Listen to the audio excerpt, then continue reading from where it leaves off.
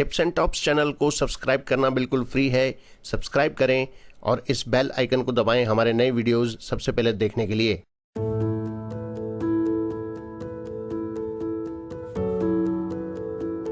स्वामी रामसुखदास जी महाराज को शत शत नमन। आज का विषय है भोग और योग। महाराज जी के शब्दों में, साधकों के सामने प्रायः यह समस्या आती है कि हम जप करते हैं, पाठ करते हैं, सत्संग करते हैं, विचार करते हैं, चिंतन करते हैं, ध्यान करते हैं, तीर्थ व्रत आदि करते हैं, फिर भी तत्व का अनुभव नहीं हो रहा है, वास्तविक स्थिति नहीं हो रही है। क्या कारण है? कहाँ और क्या बाधा लग रही है?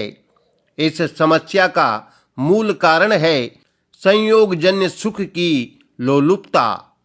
विनाशी वस्तु के संबंध से होने वाला जो सुख है, उस सुख की जो लोलुपता है, भीतर में जो इच्छा है कि यह सुख मिले, यह सुख बना रहे, यह सुख बढ़ता रहे, यही खास बाधा है। इसी के कारण वास्तविक स्थिति का अनुभव नहीं हो रहा है। सुख का आना खराब नहीं है, प्रत्युत सुख का भोग और उसकी इच्छा खराब है। यह सुख की इच्छा बहुत दूर तक साधक के लिए बाधक होती है। जहाँ उसने सुख भोगा वहीं बाधा लग जाएगी। संयोगजन्य सुख से अतीत जो समता का, शांति का सुख है, उसका भी यदि साधक भोग करेगा तो वह आंशिक समता, शांति भी स्थायी नहीं रहेगी, प्रत्युत आती जाती रहेगी। कारण कि साधन जन्य सात्विक सुख का भोग भी बांधने वाला है। सुख संगेन बध्नाति, ज्ञान संगेन चानघ। साधन जन्य सुख का ज्ञान बांधने वाला नहीं होता, प्रत्युत उसका भोग बांधने वाला होता है। साधन जन्य सुख में राजी होना, उसके कारण अपने में दूसरों की अपेक्षा विशेषता देखना भोग है। यह सिद्धांत है कि हम जिस चीज का भोग करते हैं वह चीज नष्ट हो जाती है और हमारा पतन होता है। जैसे धन का भोग करने से धन नष्ट अर्थात खर्च हो जाता है और हमारा पतन होता है अर्थात आदत बिगड़ती है। संसार में सुख भी आता है और दुख भी, क्योंकि सुख दुख, अनुकूलता प्रतिकूलता संसार का स्वरूप है। परंतु हमें न सुख का भोग करना है न दुख का, कारण कि सुखी होना भी बंधन है और दुखी होना भी बंधन है।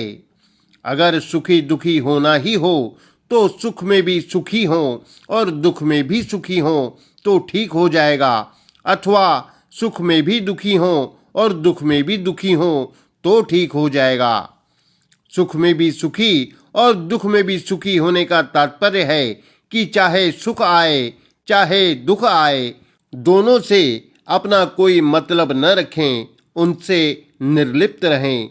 सुख में भी दुखी और दुख में भी दुखी होने का तात्पर्य है कि सुख में सुखी हो जाने पर यह दुख हो जाए कि मैं सुखी क्यों हो गया, अर्थात मेरे पर सुख का असर क्यों हो गया, और दुख में दुखी हो जाने पर यह दुख हो जाए कि मैं दुखी क्यों हो गया। तात्पर्य है कि जिस किसी तरह अपने में समता और निर्लिप्तता आनी चाहिए। वास्तव में भोग ही योग में बाधक है। अतः न तो सुख का भोग करना है और न दुख का ही भोग करना है। जब हम सुख और दुख दोनों में सम रहेंगे, प्रसन्न रहेंगे, तब सुख दुख का भोग नहीं होगा। अतः जैसे सुख आने पर प्रसन्नता होती है, ऐसे ही दुख आने पर भी प्रसन्नता होनी चाहिए। बीमारी में, घाटा लगने में, प्रिय की मृत्यु में भी प्रसन्नता होनी चाहिए, और ऐसा हो सकता है। दुख में भी सुख हो सकता है। तेज बुखार चढ़े, शरीर में पीड़ा हो तो उसमें भी आनंद हो सकता है।